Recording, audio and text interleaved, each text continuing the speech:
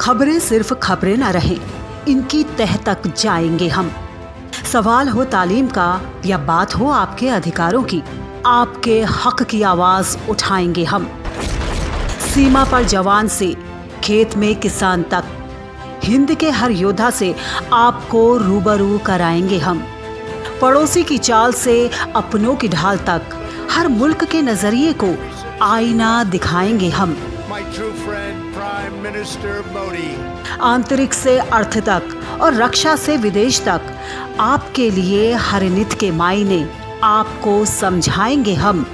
तिरंगे के रंगों से उभरी हर तस्वीर तक, ग्रामीण भारत से वैश्विक भारत तक, देखिए हमारे साथ सिर्फ इंडिया लाइव 24 पर।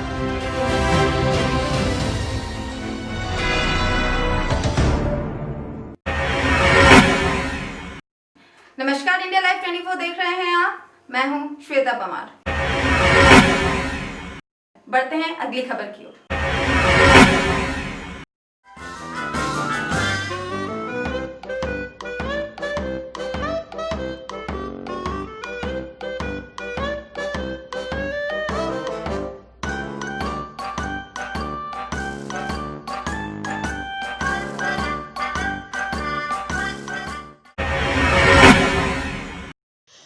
पटना जिला के बख्तियारपुर प्रखंड के दर्जनों जन वितरण दुकानदारों ने देश व प्रदेश में फैल रहे कोरोना महामारी से बचाव को लेकर सरकार के विरोध में मोर्चा खोल दिया है। बता दें कि दुकानदारों ने 3 सूत्री मांगों को लेकर बिहार प्रदेश फेयर प्राइस डीलर एसोसिएशन के आह्वान पर अनिश्चितकालीन हड़ताल के समर्थन करते हुए प्रखंड पदाधिकारी रविंद्र कुमार को 3 सूत्री मांग का ज्ञापन सौंपा, जिसका नेतृत्व फेयर प्राइस डीलर एसोसिएशन के बख्तियारपुर इकाई के अध्यक्ष मोहम्मद अखलाक उद्दीन ने बताया कि बीते 22 जुलाई से फेयर प्राइस डीलर एसोसिएशन के आह्वान पर बख्तियारपुर प्रखंड के जन वितरण प्रणाली दुकानदार हड़ताल पर है। इस दौरान दुकानदारों ने सरकार के खिलाफ नारेबाजी करते हुए विरोध प्रदर्शन भी किया और एक सुर में आवाज मिलाकर कहा कि जब तक सरकार हमारी मांगे पूरी नहीं करेगी तब तक हम डीलर संघ अनिश्चितकालीन हड़ताल पर ही रहेंगे। हम लोगों की जन वितरण प्रणाली में विक्रेता के पास मशीन दे दिया गया है कि उपभोक्ता के अंगूठा से ही कटेगा।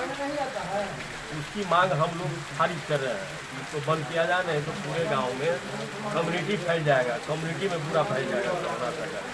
कोरोना जब तक है 6 स्टेट में बिना पॉस मशीन का वितरण हो रहा है, उसी तरह से कोरोना का संक्रमण को देखते हुए पॉस मशीन से हटा करके रजिस्टर से हो या पदाधिकारी अपने पदाधिकारी के द्वारा ठीक करवा के वितरण, जैसे अप्रैल मई में हुआ था, अप्रैल में हुआ था, उस ढंग से कराया जाए, हमें कोई आपत्ति नहीं।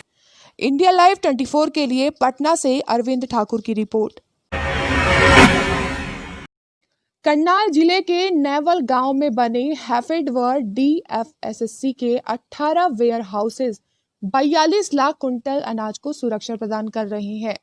किसान की कड़ी मेहनत से तैयार किया गया सोना खरीद के बाद इन गोदामों में सुरक्षित रख दिया जाता है, लेकिन बरसात के दिनों में कई बार लापरवाही के चलते या अच्छे से देखरेख न होने के कारण अनाज खराब हो जाता है।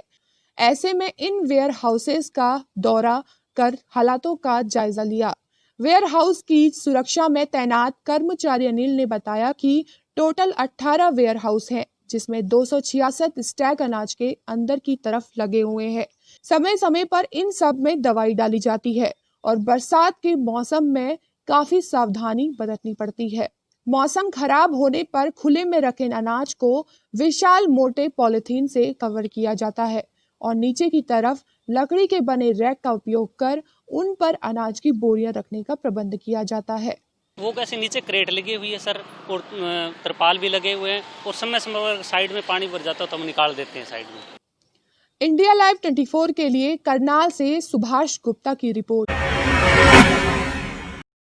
नक्सलियों की मांद में घुसकर पुलिस अधीक्षक हरदीप पी जनार्दन अभियान एसपी ब्रजेंद्र कुमार मिश्रा ने गांव के लोगों से मुलाकात किया। गांव के लोगों का हालचाल जाना और हर संभव मदद करने का भरोसा भी दिलाया।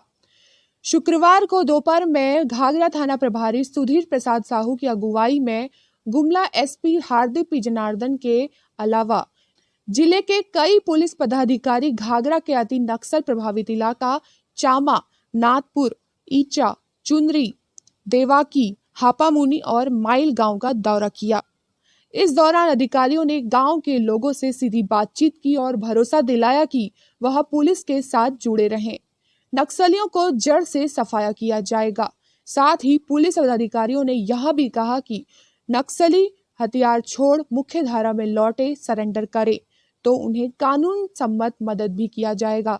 वहीं पुलिस पदाधिकारियों के जंगल की तराई की स्थित गांव तक पहुंचने से गांव के लोगों में भी एक अलग उत्साह था। गांव के युवा, महिला, पुरुष सभी का कहना था कि पहली बार जिले के एसपी हम लोगों से मिलने जुलने आए हैं। हमें तो विश्वास ही नहीं हो रहा है। पहले तो जंगल के नक्सल व्यवस्था को ही हम लोग अपना जीवन मानते थे, लेकिन जिस तरह से पुलिस जुड़कर हमें सहयोग कर रही है, निश्चित रूप से अब हमें विश्वास हो रहा है कि हम लोगों को हर संभव मदद और इलाके का विकास होगा। बहुत खुशी हुई और आके सभी ग्रामीण को जागरूक किए और बोले कि गलत रास्ता नहीं चुनना है, शिक्षा की ओर ध्यान देना है, नशाखोरी नहीं करनी है।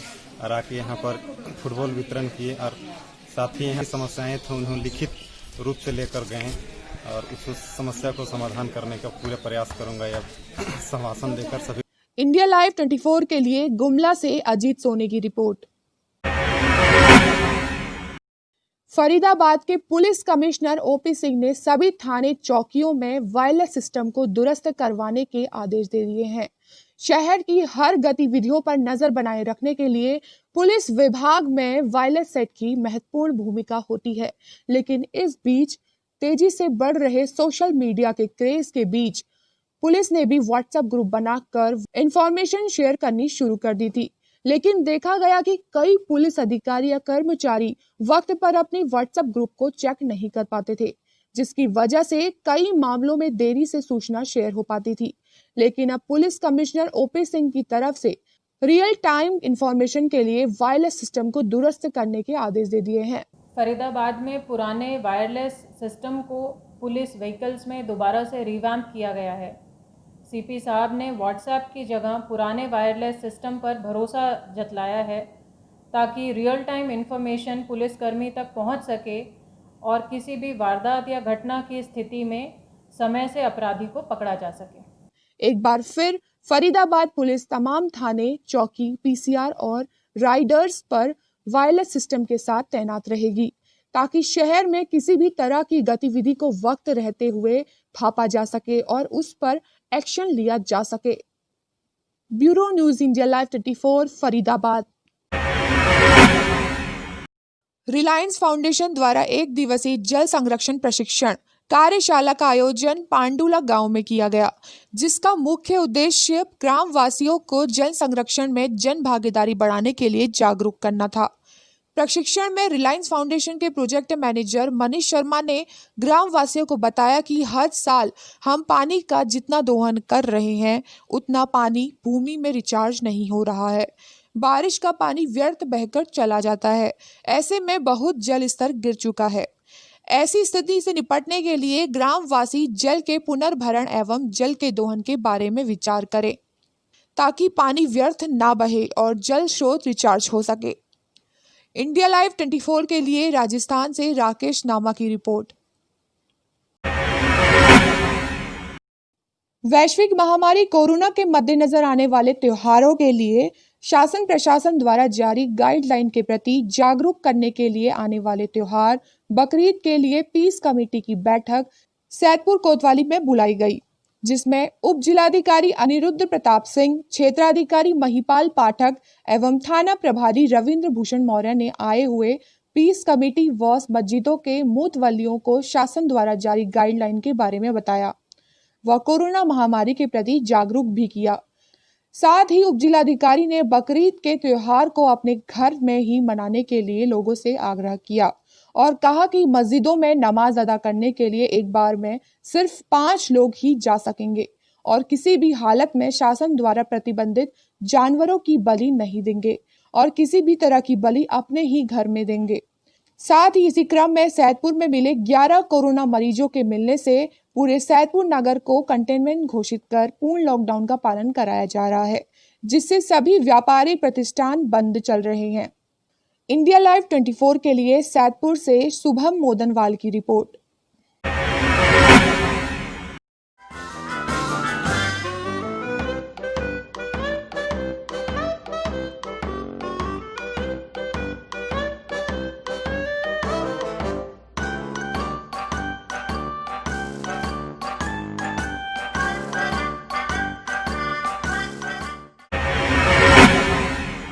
आज की बुलेटिन में इतना ही। अपना विशेष ख्याल रखिए और देखते रहिए इंडिया लाइव 24।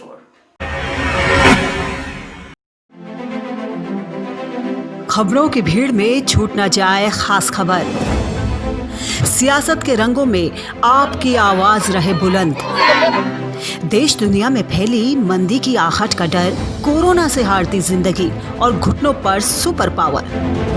अतीत को संजोकर नया इतिहास लिखने की मुश्किल डगर। प्राचीन भारत से न्यू इंडिया तक का सफर देखिए सिर्फ इंडिया लाइव 24 पर।